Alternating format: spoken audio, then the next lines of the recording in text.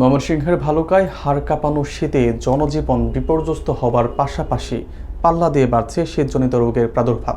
গত কয়েকদিন ধরে তাপমাত্রা 11 থেকে 12 ডিগ্রি সেলসিয়াস নিচে নেমে আসায় উপজেলা জুড়ে স্থবিরতা নেমে এসেছে।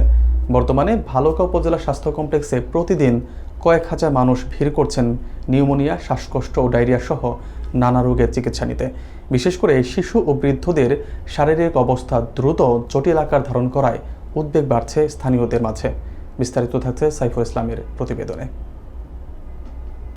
ময়মনসিংহের ভালুকায় প্রচণ্ড শীতের তীব্রতায় জনজীবন স্থবির হয়ে পড়েছে এবং এর প্রভাবে আশঙ্কাজনক হারে বাড়ছে শীতজনিত বিভিন্ন রোগে আক্রান্ত রোগীর সংখ্যা। উপজেলা স্বাস্থ্য বিভাগ সূত্রে জানানো হয়েছে, বর্তমানে উপজেলা স্বাস্থ্য কমপ্লেক্সে প্রতিদিন প্রায় 12 থেকে 1400 রোগী চিকিৎসা নিতে আসছেন। বিশেষ করে কাশি, নিউমোনিয়া, শ্বাসকষ্ট, জ্বর ও ডায়রিয়ায় আক্রান্ত হয়ে শিশু ও বয়স্করা সবচাইতে বেশি ঝুঁকিতে রয়েছেন। হাসপাতালে বহির্বিভাগে প্রতিদিন সকাল থেকে রোগীদের দীর্ঘ লাইন দেখা যাচ্ছে, যেখানে শিশুদের মধ্যে নিউমোনিয়া ও ডায়রিয়ার প্রকোপ সবচেয়ে বেশি বলে উল্লেখ করা হয়েছে। চিকিৎসকরা জানিয়েছেন, অতিরিক্ত ঠান্ডা এবং অসচেতনতার কারণে অনেক রোগী বারবার অসুস্থ হয়ে পড়ছেন। বর্তমানে হাসপাতালে পর্যাপ্ত ওষুধ সরবরাহ থাকলেও রোগীর অত্যাধিক চাপের কারণে স্বাস্থ্যকর্মীদের হিমশিম খেতে হচ্ছে।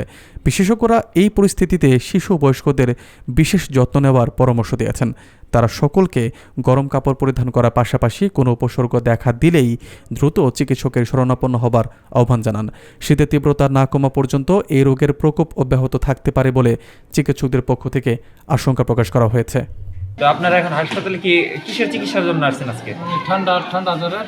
সোমবার দিন আসছিলাম, পরে কাশিটা কমে গেছিল, তারপর আবার কাশি থেকে কাশি শুরু হয়েছে, এখন আবার নিয়ে আসছি। কানে ব্যথা নাকি এটা দেখার জন্য আর কি। হ্যাঁ, ঠান্ডা সমস্যা আছে। এটা এখানে টিকিট কাটলাম, দেখি এখানে দেখানো যায় নাকি। ঠান্ডা জ্বর, তার জন্য ওষুধ ডাক্তার দেখাতে আসছি। আর চুলকানি, গলা ব্যথা, ঠান্ডা, জ্বর এইগুলাই, আর কিছু পেট নামার রোগী কিছু আসে। এই শীতের ইয়াতে আপনার যেটা হইতেছে মানে বাচ্চা এবং বয়স্ক লোক তারাই সবচেয়ে বেশি আক্রান্ত হচ্ছে এবং শীতটা মানে মাঝখানে কোনো রোদ উঠতেছে না, এটার কারণে শীতটা প্রলম্বিত হইতেছে এবং শীত প্রলম্বিত বেশি হইতেছে।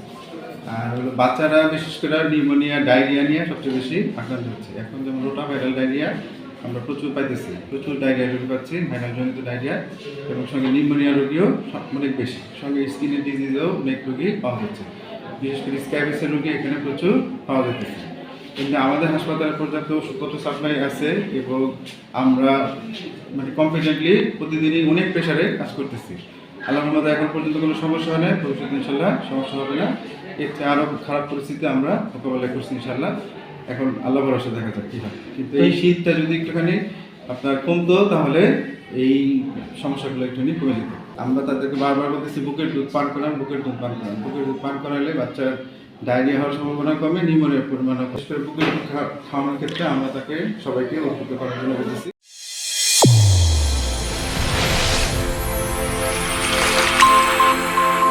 চ্যানেল A1 হৃদয়ের স্পন্দন।